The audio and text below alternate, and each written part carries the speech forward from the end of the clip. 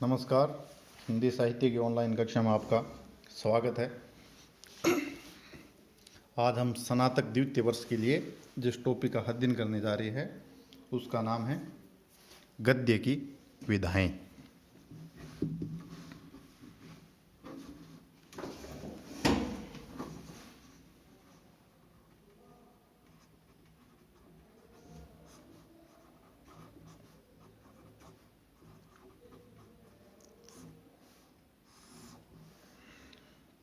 गद्य की विधाएं अर्थात गद्य के जो विभिन्न प्रकार के लिखने के तरीके हैं, प्रकार हैं, उनको विधाएं नाम दिया गया है। जैसे हम जानते हैं कि साहित्य के मुख्यतः दो भाग होते हैं। एक होता है पद्य, दूसरा होता है गद्य। पद्य रचना उसको कहते हैं जो छंदबद्ध रचना हो, छंदों में बद्धी रचना। और इसमें छंदों की और पद्य छंदबद्ध रचना होती है, जबकि गद्य में छंदों का होना जरूरी नहीं है, छंदों की जरूरत नहीं। ठीक है। पद्य की प्रमुख विधाएं कौन कौन सी है? कविता, गीत, परगीत, मुक्तक। ठीक है। इसी प्रकार गद्य की विभिन्न विधाएं कौन कौन सी होगी? जैसे हो गया नाटक, उपन्यास, एकांकी, कहानी, साक्षात्कार,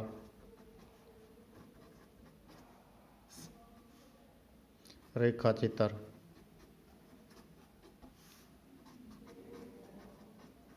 संस्मरण, रिपोर्ट, रिपोर्टाज, और हो गया आपके यात्रा वर्णन,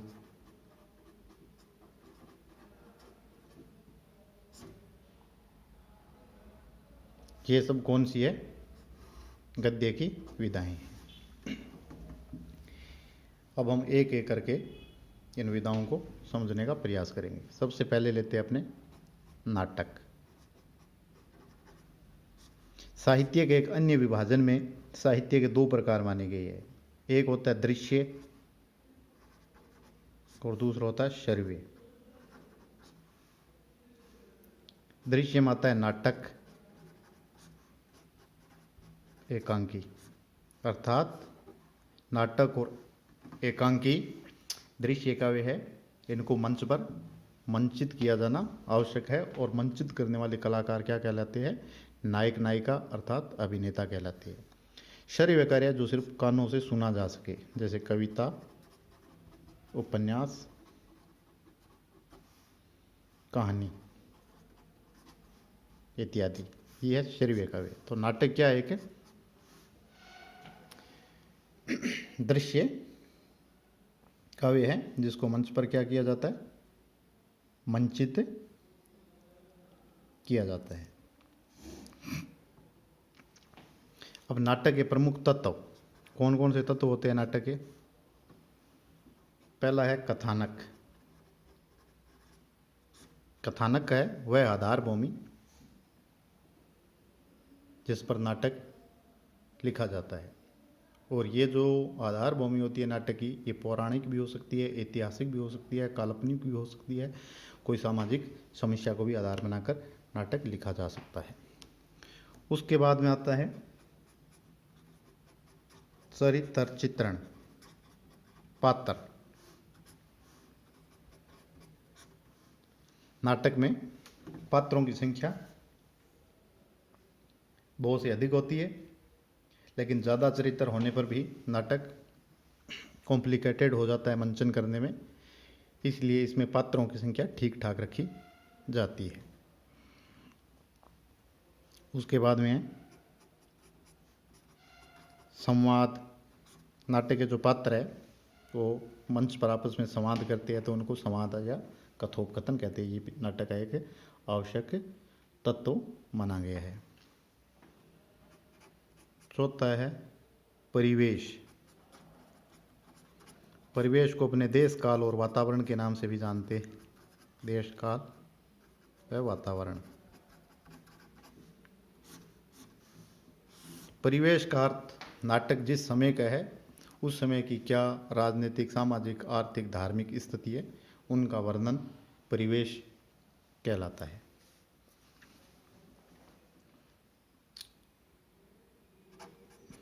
पांचवें अभिनेता या रंगमंचीयता।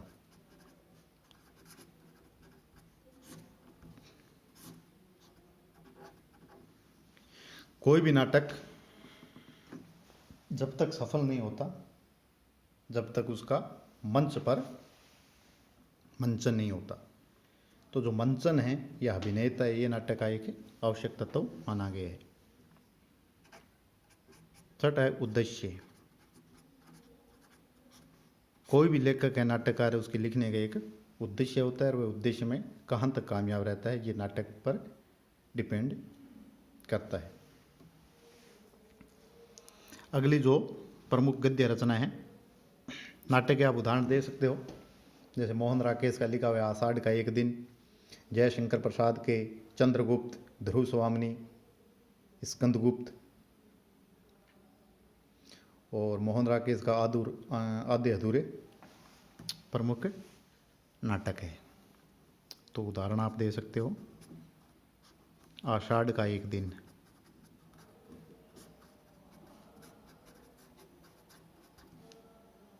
अलग आज़ादी की, ये भी उदाहरण है, चंद्रगुप्त इत्यादि। दूसरी गद्य विधा है एकांकी।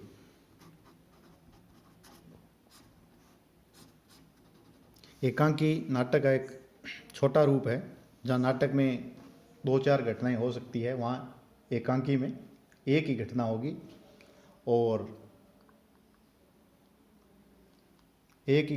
और चरम कौशल के साथ घटना का निर्वाह किया जाता है। और नाटक की तुलना में इसमें पात्रों की संख्या क्या होती है? कम होती है। पात्रों की संख्या इसमें कम रखी जाती है।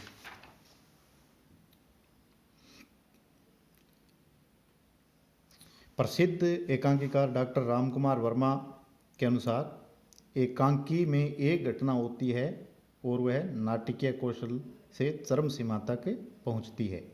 एकांकी में एक संपूर्ण कार्य एक ही स्थान और समय में होने चाहिए और एकांकी में वर्णित कथा वस्तु अलग अलग स्थानों और कालों में घटित नहीं होनी चाहिए। अधिकांश एकांकी एक ही अंक या एक ही दृश्य में समाप्त हो जाते हैं, जिससे प्रभाव की एकता और घटनाओं की एक सूत्रता बनी रहती है। नाटक के समान एकांकी के भी 6 तत्व होते हैं। सबसे पहले कथानक या कथा वस्तु, उसके बाद में चरित्र चित्रण, उसके बाद में परिवेश, उसके बाद में रंगमंचीयता और अंतिम है उद्देश्य या प्रतिपाद्य। लेकिन नाटक के समान एकांकी में न तो कथा वस्तु के विस्तार का अवकाश रहता और न ही पात्रों की बहुलता का। ऐसा भी नहीं है कि नाटक को छोटा करके एकांकी बना लिया जाए। एकांकी एक सर्वथा स्वतंत्र विधा है। नाटक में घटनाओं की बहुलता रहती है, जबकि एकांकी पात्र, घटना, संवाद आदि की दृष्टियों से सीमित होता है। नाटक में अनेक अंक होते हैं किंतु एकांकी में एक ही अंक होता है। तो ये जो नाटक और एकांकी में प्रमुख अंतर बताया गया है। उसके बाद में अगली विधा है उपन्यास।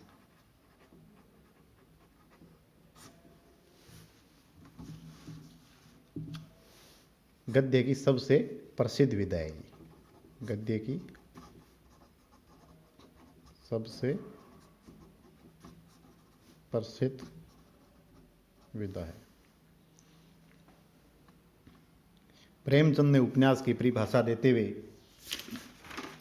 लिखा है,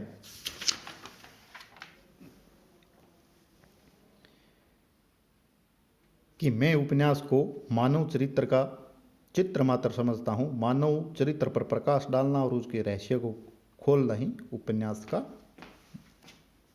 मूल तत्व है। तो क्या है? मानव चरित्र पर प्रकाश डालना और उसके रहस्यों को खोलना। ये प्रेमचंद जी ने इसकी परिभाषा दी है उपन्यास की। उपन्यास कई प्रकार के होते हैं। ऐतिहासिक, सामाजिक, पौराणिक,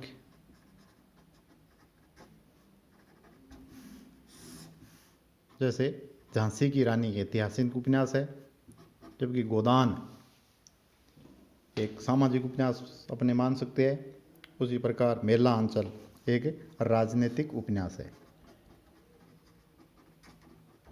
मेला अंचल फणीश और रेणु का लिखा हुआ, ठीक है। सामाजिक में आ गया गोदान या निर्मला, ठीक है। और ऐतिहासिक में झांसी की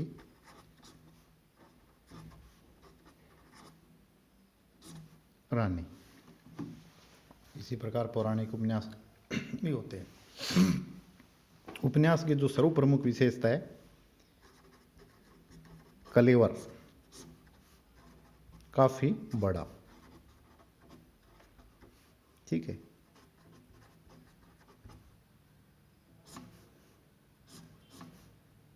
समस्याओं की बहुलता, अनेक पात्रों को, समस्याओं को समझने के लिए काफी अवकाश या विस्तार रहता है इसमें।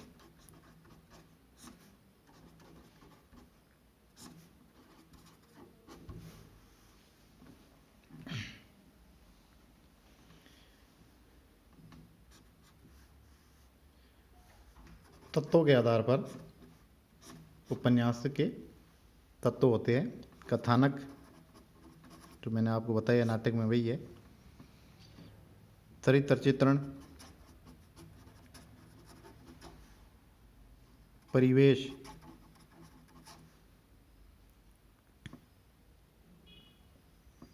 संवाद, संरचना, शिल्प और प्रतिपाद्य, यानी उद्देश्य क्या है। ये इसके प्रमुख तत्व है उपन्यास को समझने के लिए। आज के लिए इतना ही। अगले वीडियो हम क्रमशः इन्हीं गद्य विधाओं का अध्ययन करेंगे। तब तक के लिए धन्यवाद।